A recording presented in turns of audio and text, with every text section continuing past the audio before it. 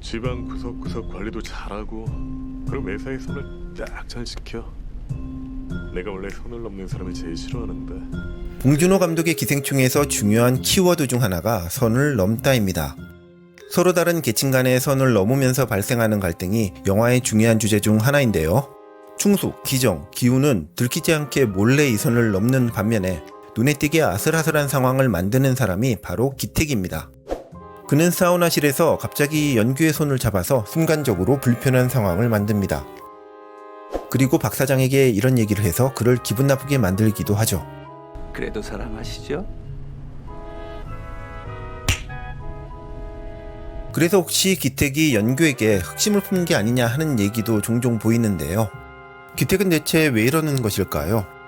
이렇게 아슬아슬 선을 넘으려 하는 기택의 심리를 한번 들여다보겠습니다. 기택과 박 사장은 사회적 지위가 다릅니다. 하지만 그뿐이 아닙니다. 집안 내에서의 남편으로서의 위상도 다릅니다. 먼저 기택은 경제적으로 무능한 남편입니다.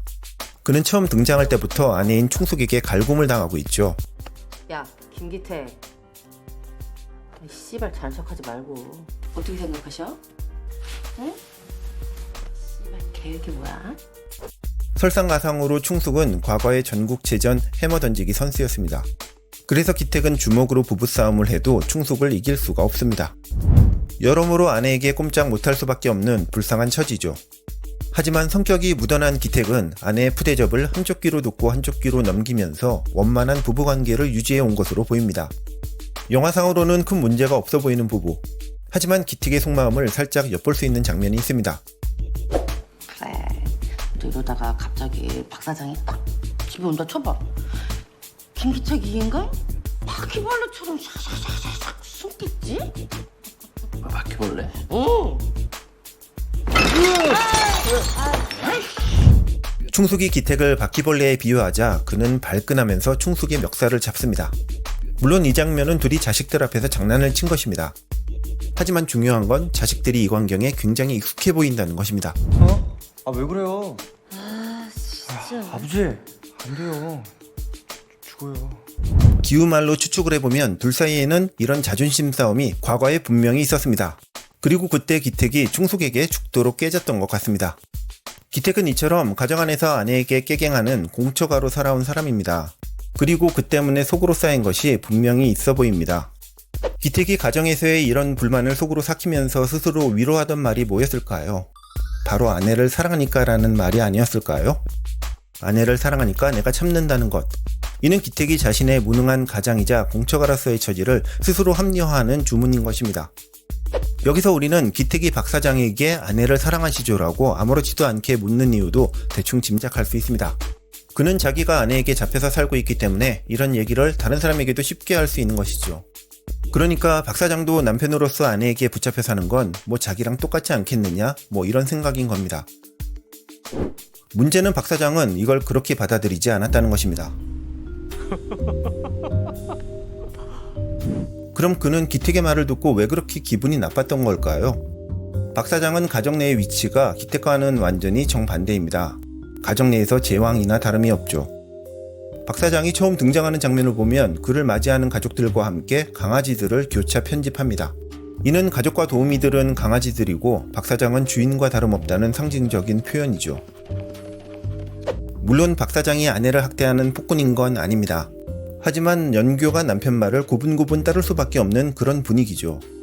연규가 남편을 얼마나 무서워하는지는 다음의 대사가 잘 알려줍니다. 제가 그동안 결핵 환자를 집에 데리고 있었다는 게 그 분기에 들어가면은 저는 완전 교수형 플러스 능지처참이에요. 이렇게 가정의 지배자로 군림하는 박 사장이 기택으로부터 사모님 사랑하시죠라는 말을 들었을 때 어떤 느낌이 들었을까요? 기택의 말은 박 사장에게 이렇게 들렸을 것 같습니다. 네가 아내를 사랑한다면 불만이 있어도 아내 말을 잘 들어야 하지 않겠니? 너도 별 수 없구나 아내가 해달라고 이런 인디안 놀이나 하고. 기택이야 이런 식으로 아내에게 굴복하는 것이 아주 익숙한 사람입니다. 그래서 같은 유부남인 박 사장에게 이런 얘기를 해도 딱히 문제가 없을 거라고 생각을 합니다. 아니 오히려 같은 남편으로서 공감대를 형성할 수 있다고 생각했을 수도 있죠. 하지만 아내를 지배하는 위치에 있는 박 사장은 이 말을 그렇게 받아들이지 않았습니다. 그에게 사모님 사랑하시죠라는 말은 아마도 자신의 가정 내에서의 지배적 지위를 은근히 깎아내리는 뉘앙스로 들렸을 것 같습니다. 여기서 기택이 연규의 손을 붙잡은 이유도 짐작할 수가 있는데요. 여기에 흑심이 전혀 없다고는 할 수는 없겠지만 제 생각에 기택이 손을 잡은 이유는 바로 동지애 때문이었던 것 같습니다. 자기가 연규랑 똑같이 집안에서 꼭 붙잡혀 사는 신세이기 때문에 자기도 모르게 손을 내밀어 악수를 청한 것이죠. 연규가 남편이 무서워서 벌벌 떠는 모습을 보면서 그는 동병상련을 느낀 것입니다. 기택은 이렇게 박사장네의 가족과 자기 사이에 어떤 공통점 같은 것을 자꾸 발견하려고 합니다. 그럼으로써 기택은 이들과 좀 더 가까워지고 좀 더 나은 사람이 된 것 같은 기분을 받았을 것입니다. 이건 일종의 동행이 아닐까? 이런 마음으로 하루하루 해왔습니다. 하지만 기택의 이런 말과 행동은 박사장과 연규에게는 선 넘은 불편함으로 받아들여졌습니다. 그리고 이들과 가깝게 느끼고 싶은 기택의 일방적인 마음이 배반을 당했을 때 그의 분노는 누구보다도 커진 것이죠. 서로 다른 환경에 놓인 사람들은 사고방식도 다르고 이를 표현하는 언어도 달라집니다. 그 때문에 의도치 않게 오해와 갈등이 만들어지고는 합니다. 이렇게 사회적 관계의 씁쓸한 단면을 예리하게 포착해내는 봉준호 감독의 관찰력은 정말 대단한 것 같습니다. 이런 섬세한 디테일 덕분에 캐릭터는 훨씬 입체적이 되었고 영화의 스토리와 주제도 풍성하게 살아난 것 같습니다. 방준호! 이렇게 잘 만든 한국 영화에 전 세계인들이 열광하는 건 지극히 당연한 일이 아닌가 싶네요.